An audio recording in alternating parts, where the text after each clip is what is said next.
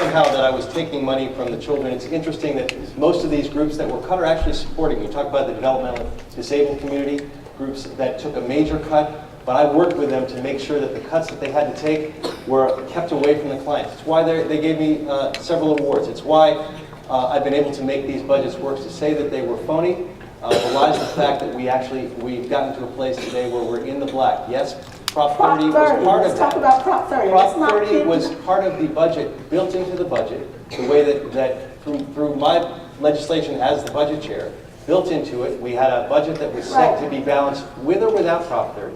The key with Prop 30 is it decided whether or not we were going to make these awful cuts to the schools or whether or not we were going to spare the schools. That's why not only did I put Prop 30 on the ballot and work toward that and put my own time and money and energy into that, campaigning for that to make Prop 30 pass, but that's why we got this budget balanced. If it didn't pass, the legislation that we set up would have still had a balanced budget because automatic cuts would have been straight. Money is fungible. We'll get back to this. Mr. Icino, we're going to give you the last word on it. Last word on this. Thank you. So the question was 200 million deficit.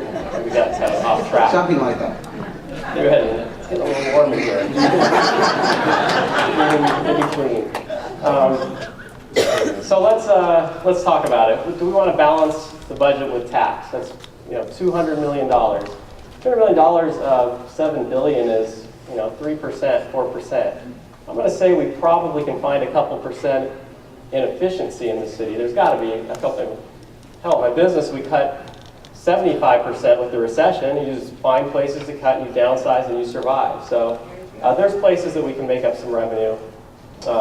We just have to really buckle down to do it. So I'm not going to choose between this tax and another tax or a different type of fee to balance the budget. We'll balance the budget by looking for some efficiencies, by working on the pension reform, by building business for the future, and let's get away from, I think it's the LAPD, right? $200 million to save the police department. But if you look at it, it just saves the general fund. The money goes in the general fund. It doesn't go to the police department. So that's all I'm saying. And finally, Mr. Chairman, You've all heard the number 200 million, 200 million. Well, 200 million is the face of the issue. There are a couple of other things that are going to shock you. The city imposed a telephone tax a few years back. I don't know if you recall that. Well, that's in court right now. And there's a high probability that the city's going to lose that case and have to refund $750 million. Okay, now we're up to $950 million. In June, the end of June in 2014, we're going to have to pay the firemen another $200 million on overtime expense that we've held back. So now we're up over $1.1 billion. How are we going to do that? We're going to tax our way there? No, it can't be that way. Mr. Blumenfeld, I've heard at various events say it's not a revenue issue. I'm sorry, it's not a spending issue, it's a revenue issue. Not true. The efficiencies in this city are missing. There are none. If you need money, you get it put in the budget. If you don't spend that money, they're supposed to bring it down. But everybody has to spend that money to keep their department operating. So it's the only way to keep your job is to spend the money. And nobody so far in the city council has decided to cut the funding. And that's what has to be done. Thank you. We're going to move on to another section we call affiliations and personal positions. First question, Sean. We know that there's a project located on Victory Boulevard between Victory and Topanga and Owens Mouth called The Village. Our benefactor this evening is the one that's looking to build that project. It's one of the largest projects in the West San Fernando Valley. The project's been approved by the City of Los Angeles, but it's now embroiled in litigation. Do you support the Westfield Village project, or do you oppose it, and why? I'd like to start on this question with Bob Blumenfield. Well, I'm not going to give a straight support or oppose at this point. I mean, as you mentioned, it was approved. It's going through litigation. I want to carefully monitor it. With all projects, part of the way the council member is going to operate is to work with the community, with the neighborhood councils, and and basically work to make development that is both smart and effective. We need to grow jobs in the area. We need development that works. Conceptually, this is a good project that's there, and we want to move it forward in a sensible way. Very good. The question goes next to Joyce Pearson. Okay, it is in litigation, and it's in litigation from the WHO and other members of the community. It is the last, I'll say, step. Once an approval has been made, any one of you that does not agree with the project has the right to file a lawsuit, and that's what happened here. Now, it's unfortunate because the Costco, basically the biggest part of the Costco Westville project is Costco, and Costco is a good project. The project is good, but certain people believe the plan was not, including the neighborhood council. I happen to believe that right now we're better off getting the plan to go and actually have a councilman that would sit down and move it forward would be very helpful. That's what I would do. Next, Court Carey. All right, Sean, let's see, the village.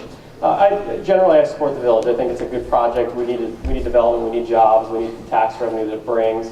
I don't dispute the right of individuals, organizations to litigate it and to make sure that the neighbors in the area are happy with what they're getting. I mean, it will impact with traffic and things like that, whether it's a Costco or some other form of business, there is going to be an increase in traffic. But you know, my family, even though we live in Reseda, we travel to the Westfield properties at least a couple times a week, and you know, you deal with the traffic. Why? Because the benefits you have of shopping at places like the mall or the promenade or eventually the village outweigh the fact that, yeah, it might take you a few minutes longer.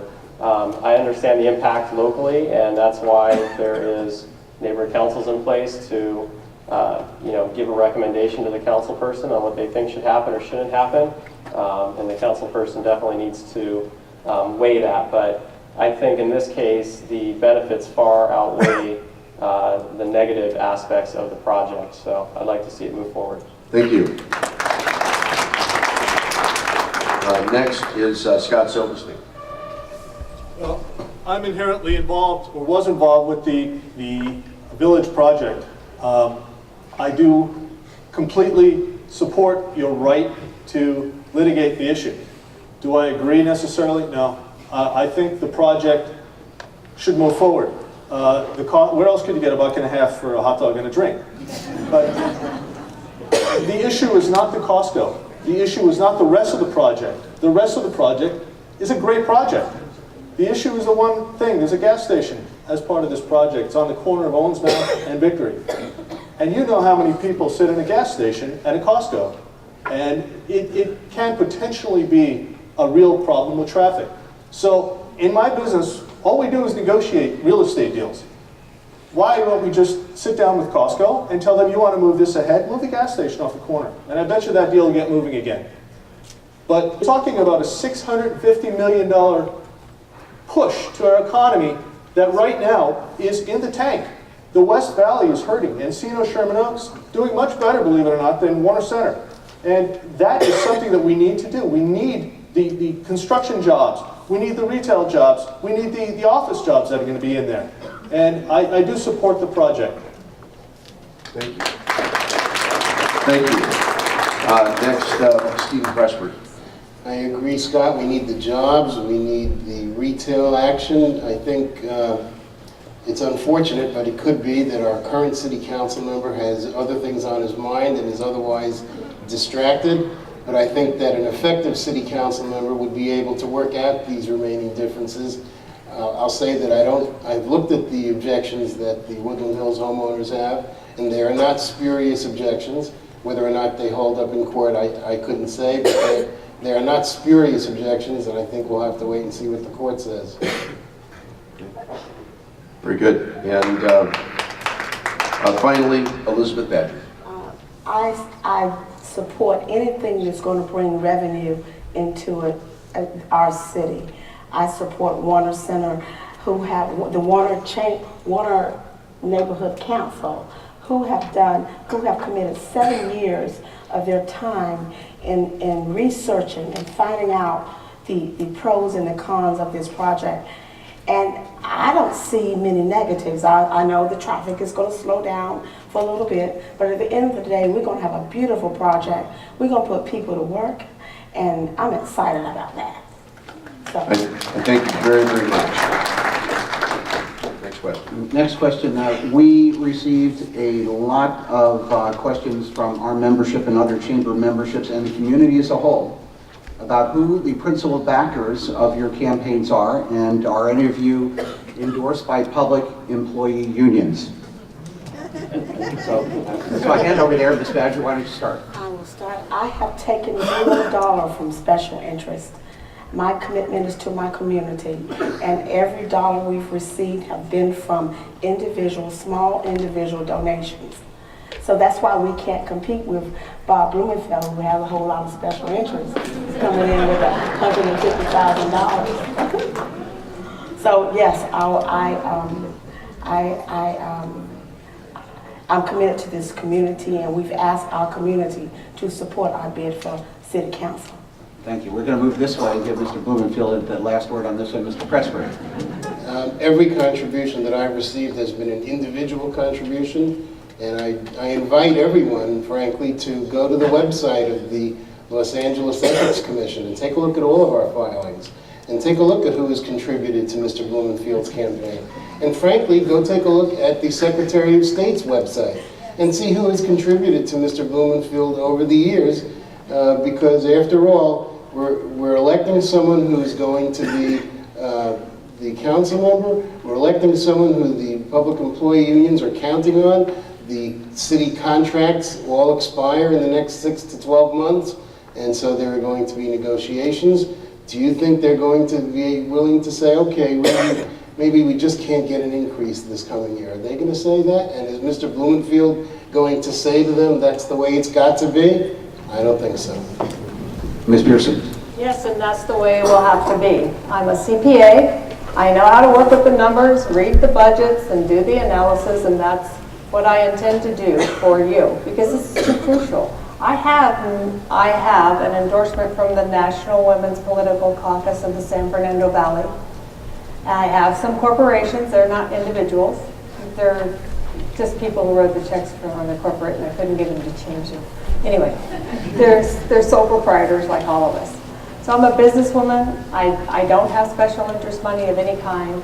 I'm a civilian statesman that's willing to take their time to serve you if you elect me. I have not taken one penny from any unions. I am not encumbered by any special interests. I have funded the majority of the campaign personally. The people that have come on board with me are my friends, my business associates, but I will not take money where I owe anybody anything. I just want to say one thing. You know, we were talking. Mr. Blumenfield was talking about negotiating with the unions in Sacramento. Well, they had a big discussion with the prison guard union, and they negotiated a deal where they gave them some furlough days and they reduced their salary. At the same time, they allowed them overtime. So now you have a union where the average wage is $72,000. We're talking about jailhouse workers who could potentially make $120,000 a year on top of their $72,000 in overtime, because now they allow the unions to whatever overtime they want to fill their time slots. And that is counted towards their pensions as well. Which is another form of spiking. So I will not take any encumbered money. I am independent and plan on remaining that way throughout this campaign.